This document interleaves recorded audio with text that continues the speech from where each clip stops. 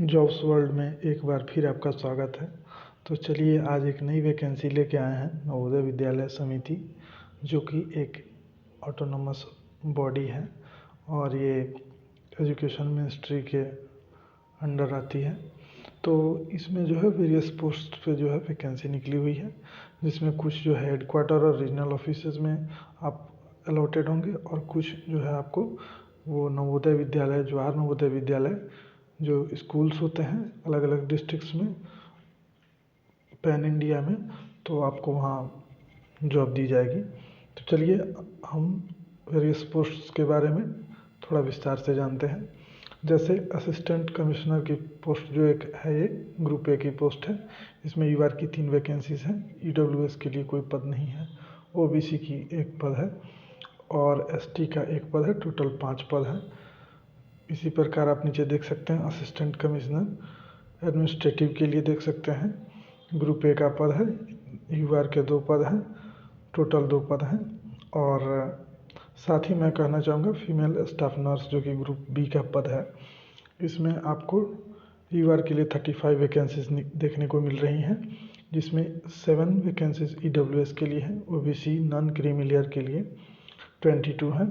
SC के लिए 12 है, एसटी के लिए 6 और टोटल 86 वैकेंसीज है। साथ ही ओएच कैटेगरी के जो कैंडिडेट्स हैं उनके लिए 2 वैकेंसीज हैं। विजुअली हैंडीकैप्ड के लिए 1 है। अदर्स के लिए भी 1 वैकेंसी यहाँ रखी गई है। ठीक है, तो चलिए अब नीचे देखते हैं assistant section officer group C की पोस्ट है। इसमें आपको यूआर के लिए 6 पद हैं। ईडब्ल्यूएस का 1 पद है। ओबीसी के लिए 1 है। एससी के लिए 1 पद है। एसटी के लिए 1 पद है। टोटल 10 पद हैं। ओएच के लिए भी यहाँ साथ ही साथ 1 पद दिया गया है और एक्स मिलिट्री पर्सनल के लिए भी 1 पद रखा गया है। उसी तरह नीचे आते हैं तो ऑडिट असिस्टेंट ये ग्रुप सी का पद है। साथियों आप देखेंगे इसमें यूआर के लिए 3 पद है। ईडब्ल्यूएस के लिए 1 है। ओबीसी नॉन क्रीमी लेयर के लिए 1 पद है। एससी के लिए 5 पद है। एसटी के लिए 1 पद है। टोटल 11 वैकेंसीज हैं और एक्स मिलिट्री पर्सन के लिए भी यहाँ 1 पद रखा गया है। Junior translation officer group B के लिए यहाँ यूआर कोटी में 3 वैकेंसीज हैं। ईडब्ल्यूएस में 1 वैकेंसी देखने को नहीं मिल रही है। साथ ही ओबीसी नॉन क्रीमी लेयर में 1, टोटल 4 वैकेंसीज हैं। ओएच में 1 वैकेंसीज है। ठीक है, उसी तरह जूनियर इंजीनियर सिविल आप देख सकते हैं। अब हम देखते हैं स्टेनोग्राफर ग्रुप सी के लिए। इसमें यूआर के लिए 10 सीट्स अलॉट की गई हैं। ईडब्ल्यूएस के लिए 3 सीट है और ओबीसी नॉन क्रीमी लेयर के लिए 6 पद हैं।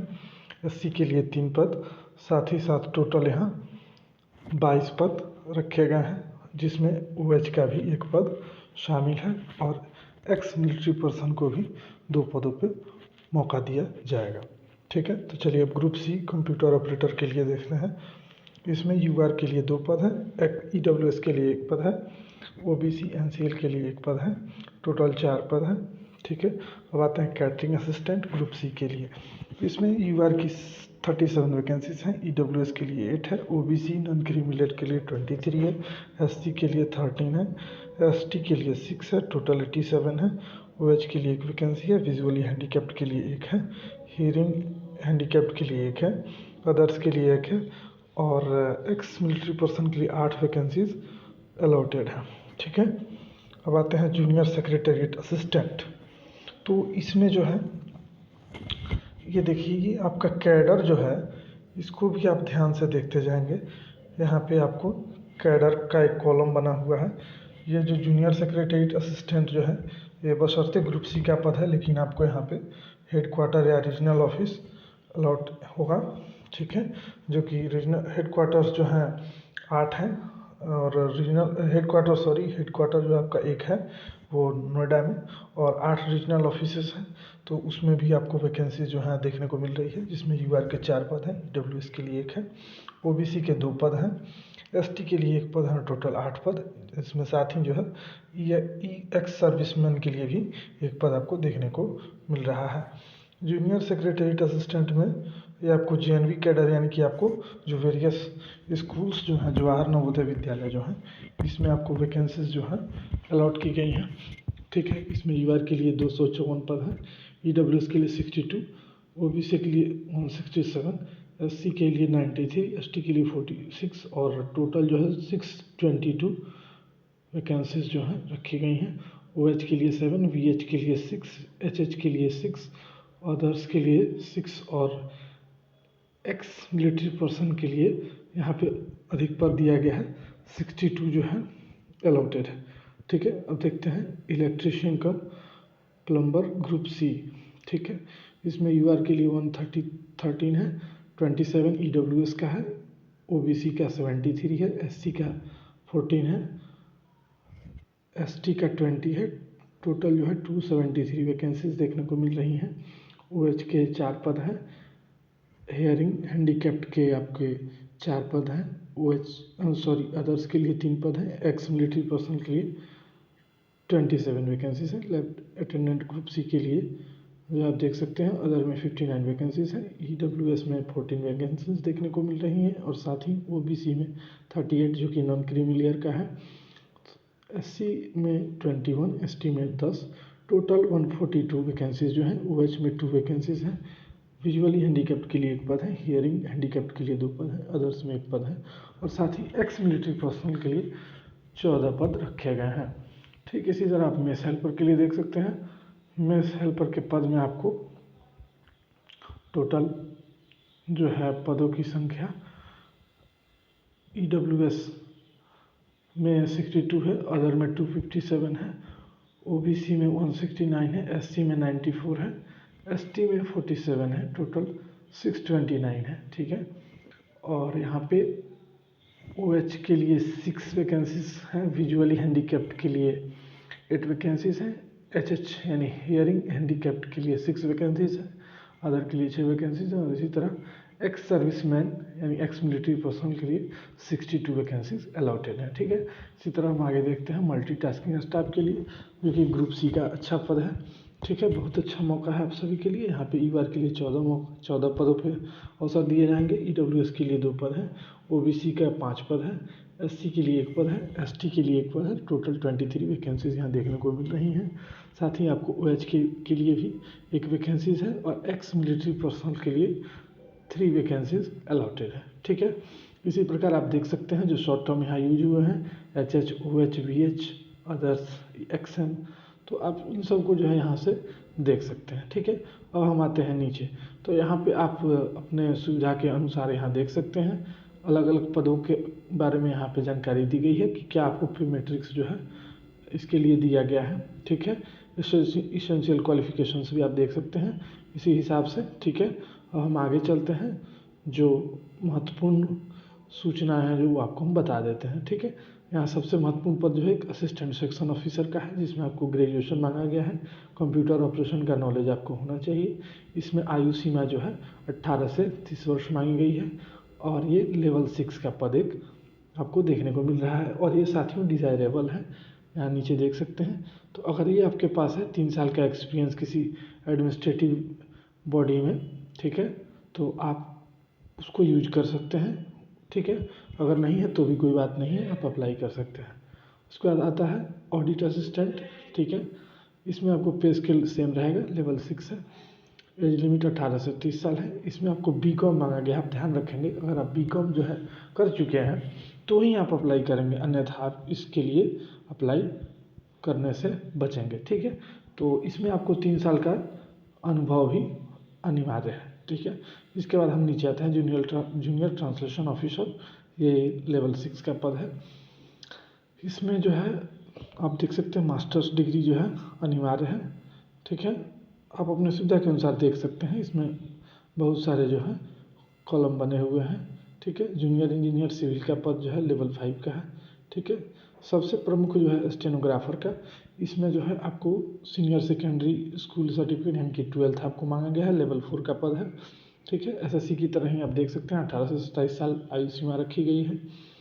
इसमें जो है सबसे अच्छी बात है कि आप जो हिंदी का देख सकते हैं, हिंदी के जो भी अभ्यर्थी हैं, ठीक है, इनके लिए यहाँ सहूलियत है। ठीक है, क्योंकि यहाँ पे 60 वर्ड पर मिनट का जो है 60 वर्ड पर मिनट का स्पीड मांगा गया है, साथ ही टाइपिंग वर्ड जो है 30 वर्ड पर मिनट ही मात्र रखा गया है। तो आप देख सकते हैं कि बहुत ही सहूलियत वाली जो है आपको अपॉर्चुनिटी देखने को मिल रही है।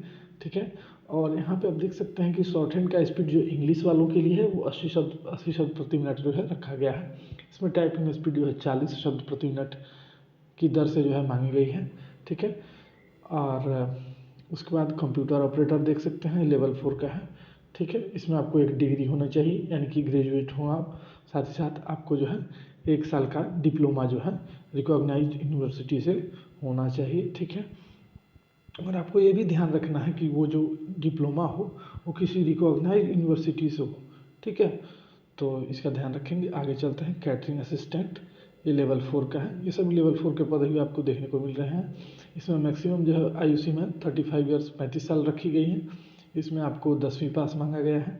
ठीक है, तो एक बहुत ही अच्छी वैकेंसीज जो है आपके लिए देखने को मिल रही हैं अभी। जूनियर सेक्रेटरीट असिस्टेंट यानी कि एलडीसी का जो ये पद है, ये देख रहे हैं आप, लेवल 2 का पद है। 18 से 27 साल जो है आयु सीमा इसमें रखी गई है। ठीक है, ये आप जो हेड क्वार्टर्स में और रीजनल ऑफिस में, जो है नोएडा में एक हेड क्वार्टर है और रीजनल ऑफिस जो 8 है अदर स्टेट्स में। ठीक है, वेरियस लोकेशंस पे आप उसमें अलॉट होंगे। ठीक है, देख सकते हैं इसमें आयु सीमा 18 से 27 साल। ठीक है, और फिर नीचे आप देखते हैं कि इसमें आपको जो है टंकण का ज्ञान जो है होना चाहिए। 30 शब्द प्रति मिनट इंग्लिश में और 25 शब्द प्रति मिनट जो है आपको हिंदी में टाइपिंग का ज्ञान होना चाहिए। ठीक है, डिज़ायरेबल क्वालिफिकेशंस भी आप देख सकते हैं अपनी सहूलियत के हिसाब से। और अब हम चलते हैं नीचे की तरफ। Junior secretary assistant JNV cadre जो है, यानी जवाहर नवोदय विद्यालय, यानी कि जो स्कूल्स हैं इनके ब्रांचेज हैं, वहाँ पे वेरियस डिस्ट्रिक्ट्स में आपको जो पोस्टिंग मिलेगी क्वालिफाई करने के बाद। तो ये लेवल 2 का पद है। 18 से 27 साल यहाँ भी आयु सीमा रखी गई है। इसमें आपको 30 शब्द प्रति मिनट इंग्लिश में और 25 शब्द प्रति मिनट हिंदी में टाइपिंग का ज्ञान होना चाहिए। ठीक है, तो और आगे चलते हैं। ये इलेक्ट्रिशियन कम प्लम्बर के लिए भी है, लेवल 2 का जो पद है आप देख सकते हैं। आप अपनी सहूलियत के हिसाब से देख सकते हैं, आप जिस भी पद के लिए योग्यता रखते हो आप ज़रूर अप्लाई करें, क्योंकि आप देख रहे हैं कि आजकल वैकेंसीज जो हैं बहुत कम निकल के आ रही हैं। और जो भी निकल के आ रही हैं, अगर आप सोचेंगे कि वैकेंसी बहुत कम है, कंपटीशन बहुत ज़्यादा है, प्रतियोगी माहौल है, तो इस डर से अगर आप नहीं अप्लाई करते हैं तो कहीं ना कहीं आपको परेशानी होगी। ठीक है, तो आप अपने ऊपर भरोसा रखें और अवश्य ही इस पद के लिए जो है अप्लाई करें। आप देख सकते हैं एमटीएस के लिए भी, मल्टीटास्किंग स्टाफ के लिए लेवल 1 का पोस्ट है, आप सभी जानते हैं। ये 10वीं क्लास पे जो है आप इसके लिए योग्यता रखते हैं तो आप भर सकते हैं। और इसमें वेरियस पोस्ट्स के लिए जो है अलग अलग आयु सीमा में छूट भी दी गई है, आप देख सकते हैं। ठीक है, तो अब हम नीचे और देखते हैं नोटिफिकेशंस में क्या इंपॉर्टेंट चीज़ें दी गई हैं। ठीक है, आप देख सकते हैं। और ये जो है कुछ महत्वपूर्ण चीज़ें जो हैं यहाँ पे आप देखिए, अलग अलग विभिन्न शहरों में आपको जो है परीक्षा देने के लिए केंद्र बनाए गए हैं अलग अलग। ठीक है, तो लगभग ऑल इंडिया में जो है सो ये परीक्षा केंद्र जो है अलॉट किए गए हैं, आप देख सकते हैं। तो आप इनमें से मनवांछित जो हैं या इच्छित परीक्षा केंद्र जो हैं उनका चुनाव आप कर लेंगे। ठीक है, और आप इसमें ज़रूर भाग लें इस परीक्षा में। ठीक है, चलिए अब हम नीचे आते हैं और आप परीक्षा का पैटर्न देख सकते हैं। ये असिस्टेंट कमिश्नर के लिए है, ये स्टेज 2 इसमें इंटरव्यू रखा गया है। फिर ये असिस्टेंट कमिश्नर एडमिनिस्ट्रेटिव के लिए है, इसमें सीबीटी और साथ ही स्टेज 2 इंटरव्यू रखा गया है। फीमेल स्टाफ नर्स के लिए आप देख सकते हैं, इसमें आपको परीक्षा है एकमात्र। और फिर आप देख सकते हैं असिस्टेंट सेक्शन ऑफिसर के लिए एक परीक्षा रखी गई है। इसमें reasoning, quantitative aptitude, English, general English होगा, हिंदी भी जनरल होगा, 15-15 नंबर का। ठीक है, और कुछ अलग से सिलेबस दिया गया है, आप देख सकते हैं। ठीक है, 2.5 घंटे का पेपर होगा एक। उसके बाद सबसे अच्छी बात है कि आपको एक सिंगल पेपर पे ही यहाँ मेरिट जो है देखने को मिल जाएगी। ठीक है, और एनवीएस की सबसे अच्छी खासियत है कि इसकी वैकेंसी जो है बहुत ही शॉर्ट टर्म में जो है कंप्लीट कर दी जाती हैं, तो आपको ज़्यादा परेशान होने की ज़रूरत नहीं है। हाँ, यहाँ पे फॉर्म फी जो है बहुत अधिक है। ठीक है, तो आप देख सकते हैं अपनी सहूलियत के हिसाब से अलग अलग पद के लिए अलग अलग जो है परीक्षा के पैटर्न जो है दिए हुए हैं। तो हम यहाँ बात कर रहे थे कि अलग अलग पद के लिए जो है अलग अलग फॉर्म फी जो है रखा गया है।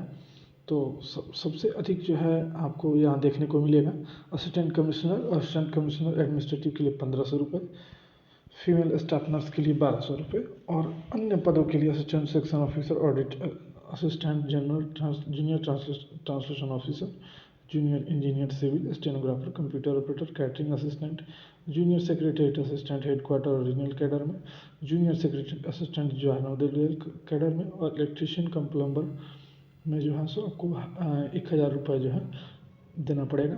ठीक है। लैब अटेंडेंट में सेल्फ और मल्टी टास्किंग स्टाफ के लिए 750 रुपये की राशि है आपको अदा करनी होगी। ठीक है। तो आप सारी योग्यता जो है देख सकते हैं। यहाँ पे 12 तारीख से लिखा हुआ है, लेकिन 15 से जो है 14-15 के आसपास ये चालू हो चुका है, शुरू हो गया है।